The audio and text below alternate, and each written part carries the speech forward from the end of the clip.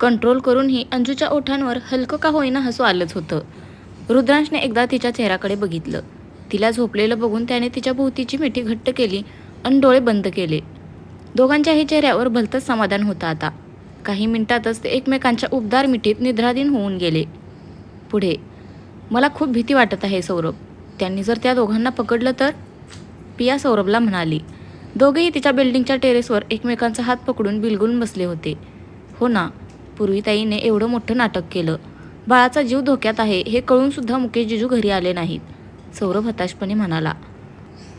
जो माणूस स्वतःच्या सिनियरला धोका देऊ शकतो त्याच्याकडून अजून एक्सेप्ट पण काय करू शकतो आपण? डॅडनी त्यांच्या डोळ्यांवर पैशांची पट्टी जी बांधली आहे. पिया थोडंसं चिडून म्हणाली. बराच वेळ दोघेही शांत होते. समोर पसरलेला अंधार बघत होते. पियाने सौरभकडे पाहिलं. तो खोल विचारांत हरवलेला दिसत होता. कसला विचार करत आहेस? तिने त्याला हलवून विचारलं. तो समोर हरवत म्हणाला. जर उद्या त्या दोघांना त्यांनी पकडलं तर त्यांना सोडवता येऊ शकतं. कसं? तिने कुतूहलाने विचारलं. सौरभ तिच्याकडे बघत म्हणाला. ते ज्या गावात आहेत त्याच्या पलीकडेच आमचं गाव आहे. जर मुकेश जिजूंनी त्या दोघांना पकडलं तर गावकऱ्यांच्या मदतीने त्यांना सोडवता येईल. Then what are you doing here? तू आता तिकडे हवास? पिया उत्साहित होऊन म्हणाली. येस, मला दिवस उजाडण्याच्या आतच तिकडे जायला हवं.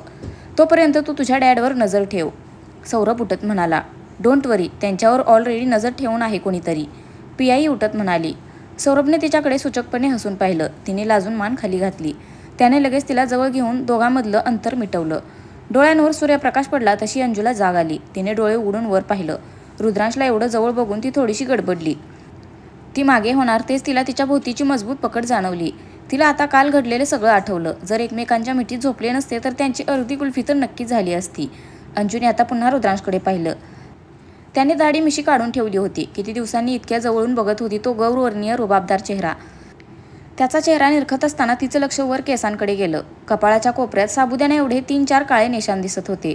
तिने तिचा हात अलगदपणे त्याच्या पाठीवरून काढून घेतला. तिने आता हलक्या हाताने केस बाजूला करून बघितलं. अजून खूप सारे काळे निशाण होते तिथे. तिने आता दुसऱ्या बाजूनेही केस वर करून पाहिलं. तिथेही तेच. कसले निशाण असतील हे? आधी तर नव्हते. अंजू खोल विचारात हरवली. मध्येच तिने हादरल्यासारखं त्याच्याकडे बघितलं. हे इलेक्ट्रिक शॉकचे तर निशाण नसतील ना? रुद्रांची मेमरी उडवताना कदाचित भीतीने शहारली. तिचे डोळे तुडुंब भरले गेले पाण्याने. खरंच किती छळलं होतं त्या लोकांनी रुद्रांशला. कसं सहन केलं असेल त्याने हे सगळं? तिला तिने काढलेला त्रास आजपर्यंत जास्त वाटत होता. पण तिच्या नवऱ्याने कितीने काय काय झेललं होतं तिला राहवलं नाही. तिने त्याचा शर्ट पकडत छातीवर डोकं टेकवलं. तिचे अश्रू आता त्याच्या शर्ट भिजवण्याचं काम करत होते. मुकेशची एक टीम रात्रभर जंगलाच्या एका बाजूने तर दुसरी टीम दुसऱ्या बाजूने दबा धरून बसली होती. सूर्य वर आला तरी त्या दोघांचं बाहेर येण्याचं नामोनिशाण नव्हतं. मुकेशने शेवटी त्या टीमसोबत पुन्हा जंगलात धाड टाकली. सूर्य डोक्यावर आला तरी त्यांना ते दोघेजण सापडले नव्हते. शेवटी ते सगळेजण आजूबाजूच्या गावांमध्ये त्यांना शोधण्यासाठी निघून गेले. रुद्रांशला छातीवर ओलसरपणा जाणवला. त्याने डोळे उघडले. सूर्य माथ्यावर आलेला दिसत होता. त्याने खाली बघितलं. अंजूचा चेहरा लाल पडला होता आणि तिथे शर्ट भिजला होता त्याचा. मॅडम, त्याने आवाज दिला. अंजू भानावर आली. तिने वर मान केली. डोळेही लालबडक झाले होते तिचे. रुद्रांशला ते पाहून कसं नुसत झालं. त्याला वाटलं तिला वंची आठवण आली. आप चिंता मत करो, आप जल्द ही अपने बेटे के पास जाओगी. तो तिच्या भोवतीचे हात काढत म्हणाला. अंजूला आता हसावंसं वाटत होतं. इथे ती त्याच्यासाठी रडत होती आणि त्यालाच त्याची खबर नव्हती. ती मागे होऊन सरळ बसली. ओ लोग फिर आए थे. रुद्रांश अंगावर घातलेला वरचा शर्ट काढत म्हणाला. क्या? फिर आपने मुझे जगाया क्यों नहीं? अंजूने डोळे पुसत विचारलं. आप गहरी नींद में थी.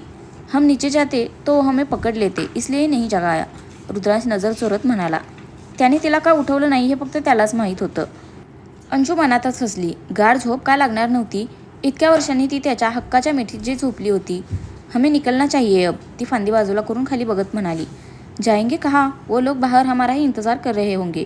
रुद्रांश गंभीर होत म्हणाला. अंजूही चिंतित झाली आता. खरंच तर बोलत होता तो. पण जायला तर हवं होतं ना. त्याशिवाय पुढची हालचाल करता येणार नव्हती. जेवढ्या लवकर हे काम संपेल तेवढ्या लवकर तिला तिच्या काळजाच्या तुकड्याकडे जाता येणार होतं. वैसे मैं एक सुझाव दूँ? त्याने मध्येच विचारलं. तिने प्रश्नार्थक नजरेने पाहिलं त्याच्याकडे. तो थोडंसं थांबून म्हणाला.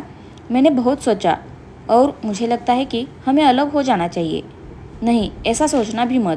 आपसे अलग होने के लिए यहाँ नहीं आई हूँ मैं. अंजू त्याला बोट दाखवत ओरडली. तिला त्याच्या ओठात किंचित हसू दिसलं. तिने ओशाळून हात खाली घेतला. रुद्रांश एक सुस्कारा सोडत म्हणाला. थोडासा दिमाग लगाइए मॅडम. हम साथ में रहेंगे तो खतरा दोनों पे मंडराता रहेगा। हमने सोचा हुआ काम भी नहीं होगा। अगर मैं इन लोगों को गुमराह करूं तो आप शायद यहाँ से निकल पाओगी। आप तुरंत बेंगलोर चली जाना। वो एटीट्यूड बनाना बहुत ज़रूरी है। अगर इन लोगों की जान बचाने के लिए मेरी जान भी जाए। नाही, अंजू त्याच्या तोंडावर हात ठेवत ओरडली.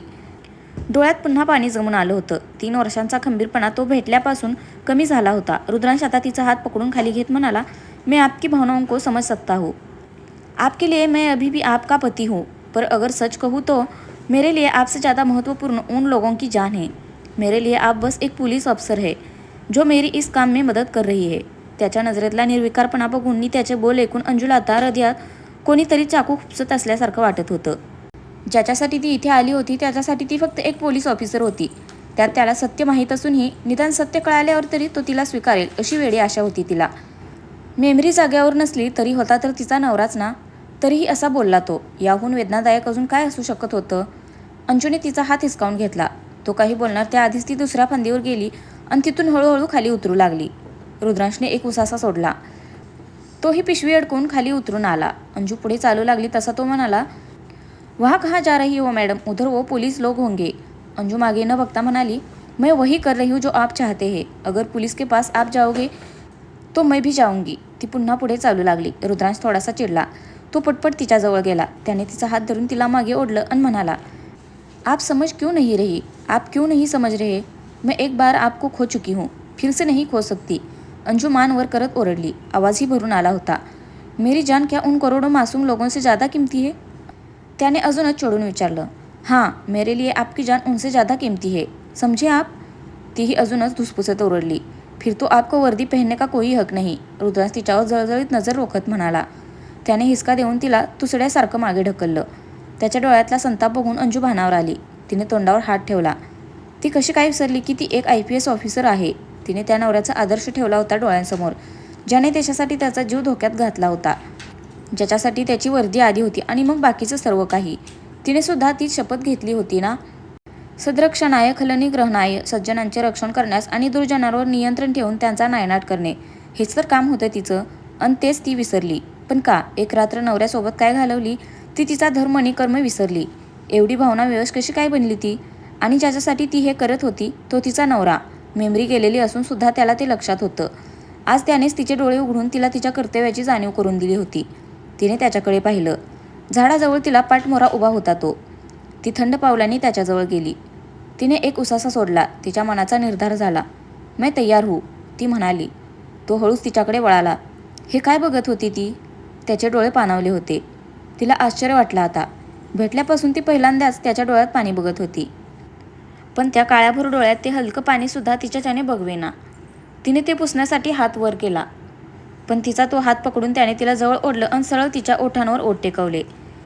त्याच्या त्या अनपेक्षित कृतीने अंजू क्षणभर गोंधळली. पण पुढच्याच मिनिटाला तिचे डोळे बंद झाले.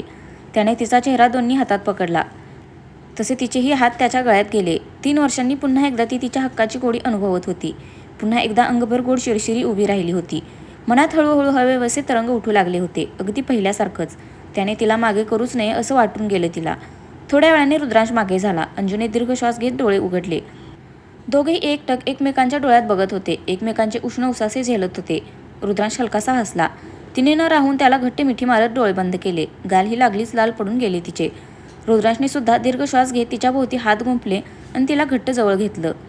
रुद्रांशने तिला खांद्याला धरून अलगद बाजूला केलं. तिचा चेहरा वर करून तिच्या डोळ्यात बघत तो म्हणाला, मुझे माफ़ करना, मैंने झूठ बोला आपसे, पर सच तो ये है कि जब से मुझे पता चला है कि आप मेरी बीवी हो, मैं बस आपके ही बारे में सोच रहा हूँ. तब से गुजरा हर एक पल जो आपके साथ बिताया है बहुत अच्छा लगा है मुझे. मानो दिल को फिर से सुकून मिल रहा है. मैं दूर जा सकता था आपसे, पर अब तक इतना अकेलापन सहा है कि अब अकेले जीने का मन नहीं करता. और अगर कोई आपके जैसा प्यार करने वाला साथ हो तो जीने का मन क्यों नहीं रहेगा. मुझे बीता हुआ कल भले ही याद न हो, पर आने वाला कल मैं सिर्फ आपके साथ गुजारना चाहता हूँ. आपका हर एक एहसास महसूस करना चाहता हूँ मैं. आपकी नज़रों में जो प्यार दिखता है फिर से उसके काबिल बनना चाहता हूँ. एक नई शुरुआत करना चाहता हूँ आपके साथ. मुझे पता है कि आप मेरे साथ हो, पर फिर भी पूछ रहा हूँ, आप मेरा साथ निभाएंगे ना. किती भरभर बोलून गेला होता तो. त्याचं ते बोलणं थांबूच नये असं वाटत होतं. अमृतापेक्षाही गोड भासत होते ते बोल. माणूस तोच होता, फक्त त्याची ओळख बदलली होती, भाषा बदलली होती.